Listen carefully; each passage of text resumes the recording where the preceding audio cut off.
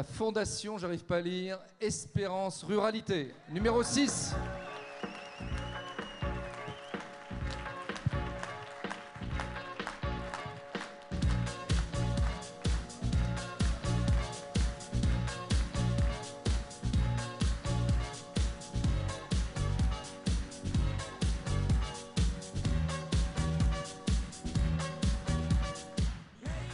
Alors nous avons Jean-Baptiste Noyac, qui est le fondateur de la Fondation Espérance Ruralité, des écoles à taille humaine dans justement la France un peu oubliée. 3 minutes pour nous convaincre, on t'écoute.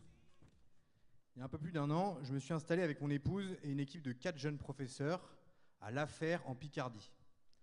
C'est une ville de 3000 habitants qui compte plus de 50% de chômage des jeunes. On a retapé l'ancien Lidl et dedans on a ouvert un collège pilote pour les enfants défavorisés des zones rurales. Après avoir développé des écoles en banlieue pendant 3 ans, j'ai voulu m'engager pour la jeunesse rurale en fondant Espérance Ruralité avec Hervé Catala, sous l'égide de la Fondation pour l'école. M'engager pour la jeunesse rurale, car les difficultés qu'elle rencontre sont énormes. D'abord, il y a l'échec scolaire. 9 des 10 départements les plus touchés par l'illettrisme des jeunes sont en zone rurale. Et puis, il y a la dévalorisation. Aujourd'hui, un gamin des ruralités, quand il allume la télé, les réseaux sociaux, les clips, etc., tous les modèles culturels qu'il voit viennent des métropoles. Lui, il n'est représenté nulle part. Il a l'impression de ne pas exister, de ne compter pour rien. Notre collège s'appelle le cours Clovis. Ce sont les élèves qui ont choisi cette grande figure de leur histoire. Je m'en réjouis car je crois que pour retrouver confiance en eux, ils doivent être revalorisés dans ce qu'ils sont.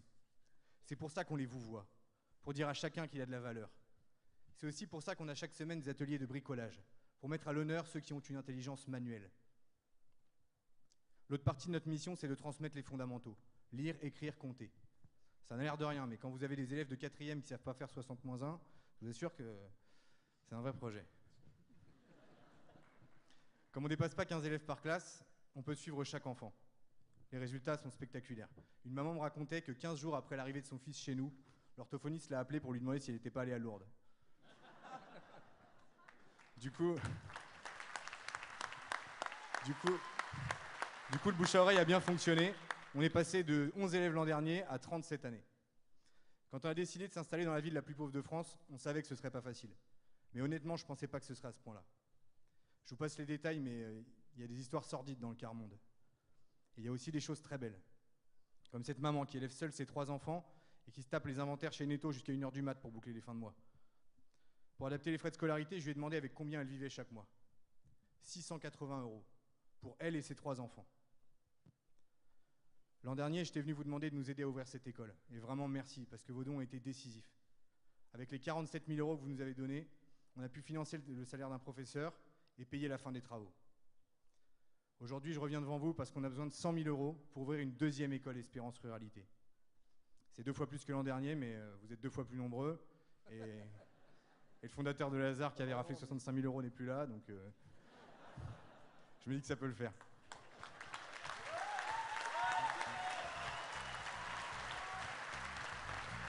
Blague à part, avec 5 000 €, vous parrainez un de nos élèves pendant 1 an. De tout cœur, merci pour eux. Jean-Baptiste Noyac. Jean-Pierre, la ruralité, il ne faut pas l'oublier. Hein. Je parle dans mon marteau et pas dans mon micro. Bon, la générosité et l'humour, ça va de pair alors. On va commencer à 5 000 € tout de suite. Voilà, tout de suite, 180 ici, 217, 188, 282, 321, 135, 320, 485, 401. Ah, ça marche. 484, 335. Ah, vous avez convaincu toute la salle. 267. 267. Un lot à 5 000 € encore. 267 pour le dernier numéro.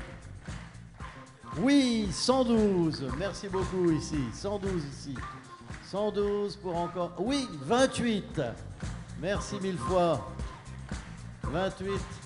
Encore un lot à 5 000 peut-être. Oui, 334. 334 le dernier numéro. Allez, un dernier. 147. Merci mille fois. Alors, on passe maintenant des lots à 1000 euros. Allez, 1000 euros. 369, 293, 408, 223, 123, 407, 103, 152, 255, 219, 287, 250, 367, 225, 140, 356, 217, 342, 482, 359, 276, 100. Et là-bas, je crois que c'est le 58. 26. Attends. Il y a le 256, le 58, le 26. D'accord. Et il y en a un au fond qu'on n'a pas bien vu. 276. Là-bas, il y en a qui se sont réveillés là. 339, 241, 323. Eh bien, Marc, je crois que c'est tout ce que l'on voit comme lot à 1000 euros. Il fait le plein là, hein, il est content là. Si, encore là. Ah non, pardon. Vous avez c'est votre numéro, monsieur, mais il est à l'envers, alors si c'est ça. Non, c'est pas ça.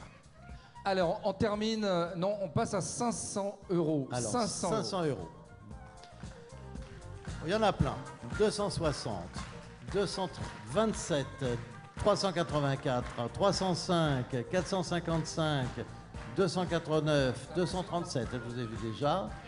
289, oui, 405, 252, 324, 209, 205, 129, 383, 393, 406, 439, 266, 390, 395, 254, 107, 337, 458. Et là-bas, je vois mal, au fond, là-bas. Marc, tu voyais le numéro là-bas? 96. 96, 407, 176, 399, 169, 167, 400, 326, 121, 421, 70, 306. Formidable. Voilà, on termine avec, il y en a encore un, il y en a qu'un devant. Et 156, absolument. Allez, on termine avec Et 100. 218 aussi. On termine avec 100 euros. Alors, 100 euros, on filme.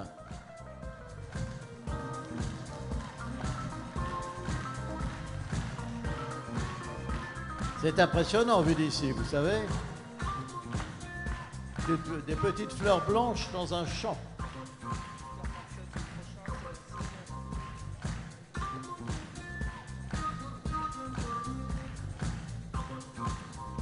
Jean-Baptiste, convaincant.